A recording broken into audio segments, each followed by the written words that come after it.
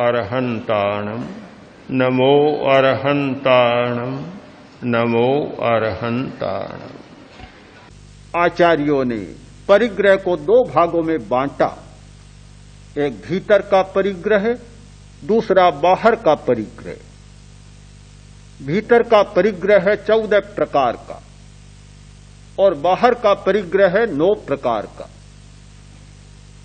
क्रोध, मान, माया, लोभ, ये सारे भीतर के परिग्रह। हमारी जितनी मानसिक ग्रंथियां हैं ये सब भीतर के परिग्रह। ये सोना, चांदी, लोहा, तांबा, पैसा, ये उपकरण, ये सारे बाहर के परिग्रह। हमें बाहर का परिग्रह बांधता नहीं है, बांधता है भीतर का परिग्रह, और वह है हमारा काम। तो काम का परिष्कार और अर्थ का परिष्कार, इन दोनों आयतनों का परिष्कार होता है धर्म के द्वारा।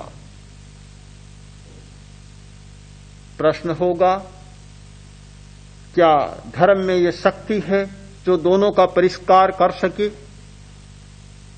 बिल्कुल, उस धर्म में शक्ति है जो धर्म मुक्ति के साथ जुड़ा हुआ है।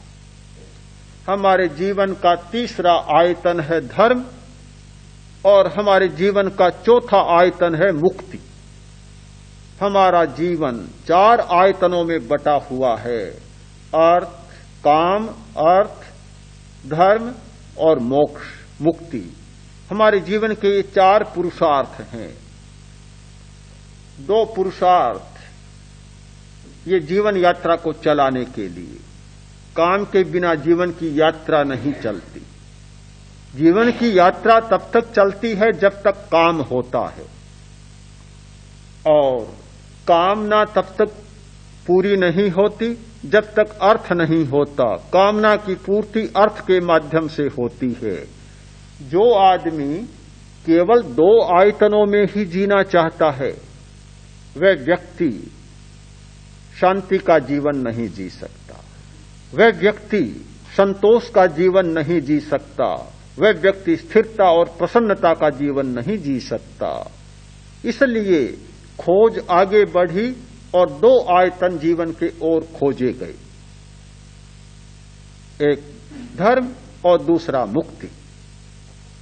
आज भी लोग 2 खेमों में बटे हुए हैं। कुछ लोग केवल 2 आयतनों में जीना चाहते हैं, वे धर्म को भी नकारते हैं और मुक्ति को भी नकारते हैं। और कुछ लोग 4 आयतनों में जीना चाहते हैं। जो लोग 2 आयतनों में जीना चाहते हैं वे मानवीय चेतना के साथ खिलवाड़ कर रहे हैं। वे मनुष्य को केवल रोटी के आधार पर जिलाना चाहते हैं, पर क्या रोटी मन की शांति दे सकती है? जिन्हें प्रचुरता से रोटी उपलब्ध है उनका मन भी प्रचुरता से अशांत बना हुआ है। जिन्हें प्रचुरता से रोटी उपलब्ध है वे भी बड़ी सी बड़ी अनैतिकता और बुराइयां करती चली जा रही। इस सच्चाई को हम अस्वीकार न करें कि रोटी ही सब कुछ नहीं है।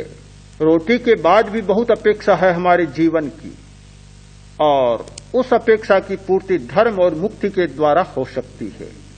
तो हमें जाने अनजाने तीसरे आयतन में प्रवेश करना ही होगा, धर्म में। वह धर्म जो प्रायोगिक है। आप लोग श्वास का प्रयोग कर रहे हैं, यह धर्म है। श्वास को देखना एक धर्म है, यह प्रायोगिक धर्म है। एक धर्म पूरा उपासना का होता है, किंतु यह प्रयोग का धर्म है कि श्वास को देखते हैं, बिल्कुल धर्म की चेतना को जगाते हैं। धर्म की चेतना केवल ज्ञान की चेतना है, केवल दर्शन की चेतना है। हमारा कोरा ज्ञान और कोरा दर्शन, कोई संवेदन नहीं। श्वास देखते समय न प्रियता का संवेदन होता, न अप्रियता का संवेदन होता। अधर्म है प्रियता और अप्रियता का संवेदन। धर्म है कोरा जानना और कोरा देखना, ज्ञाता होना और दृष्टा होना। हमारा यह ज्ञाता भाव और दृष्टा भाव यह धर्म है और उसका बहुत बड़ा आलंबन बनता है यह दीर्घ श्वास प्रेक्षा। बात तो छोटी सी लगती है कि श्वास को देखना, और बहुत अर्थवान भी शायद नहीं लगती होगी कि क्या कोई खास बात है जिसके लिए 10 दिन शिविर में रहा जाए, किंतु यह जड़ की बात, यह मूल की बात है, परिष्कार की बात है। जैसे जैसे श्वास के प्रति हमारी जागरूकता बढ़ेगी, केवल श्वास का अनुभव करने की क्षमता बढ़ेगी, जैसे जैसे हमारा ज्ञाता भाव और दृष्टा भाव विकसित होगा, काम का परिष्कार होता चला जाएगा, अर्थ का परिष्कार होता चला जाएगा।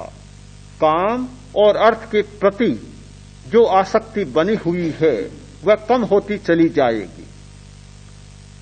छोटी बात नहीं है, बहुत बड़ी बात है परिष्कार की।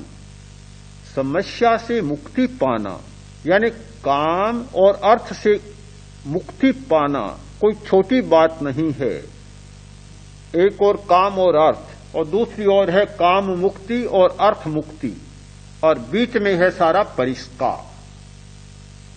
दो ध्रुवों के बीच हम चलते हैं। अगर परिष्कार होता चले तो एक नए प्रकार के जीवन का उदय होगा, और परिष्कार की बात छूट जाती है तो फिर एक दूसरे प्रकार का जीवन जीने की बात हमारे सामने आती है। फिर तो आग्रह बन गया, आग्रह कभी मुझे तो यही जीवन जीना है।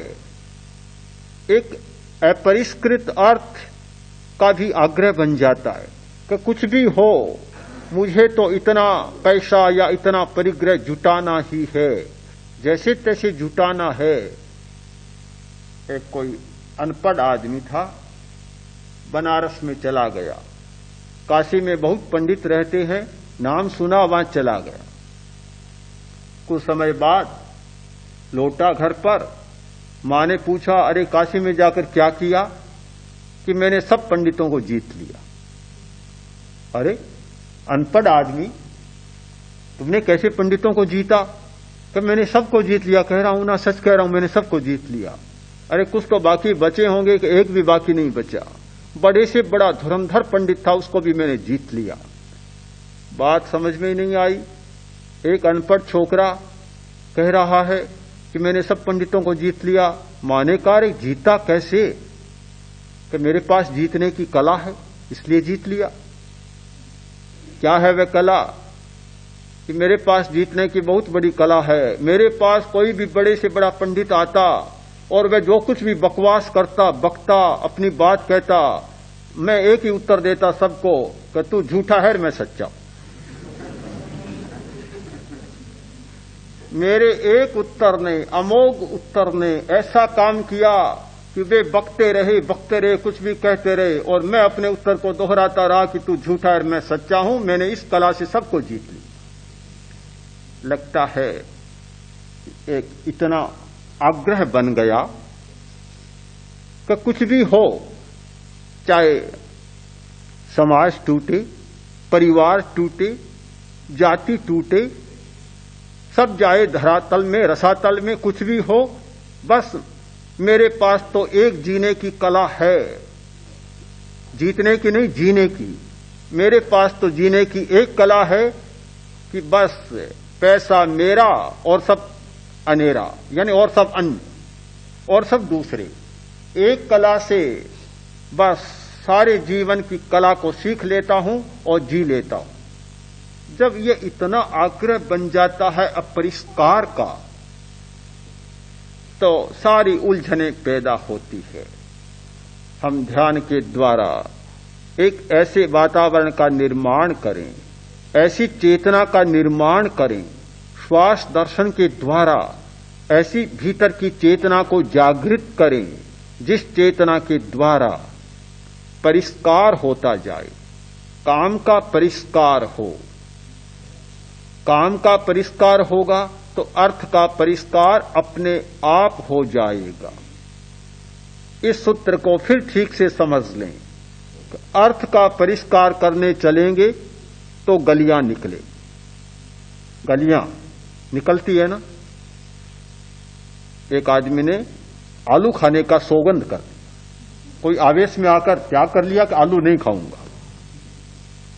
अब आलू खाने का त्याग तो कर दिया, पर आलू खाने का काम परिष्कृत नहीं हुआ। काम तो भीतर जाग रहा है, भावना तो मिटी नहीं, और सौगंध कर लिया।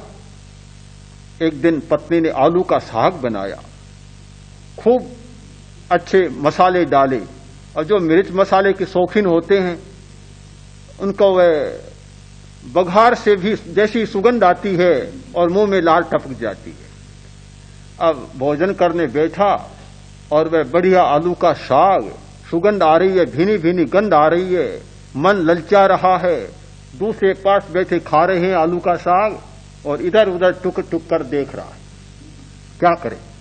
इतने में ऐसा हुआ कि पत्नी परोस रही थी और एक आलू कुर्सी से गिर गया और उधर आ गया। उसने उठा तत्काल खा लिया।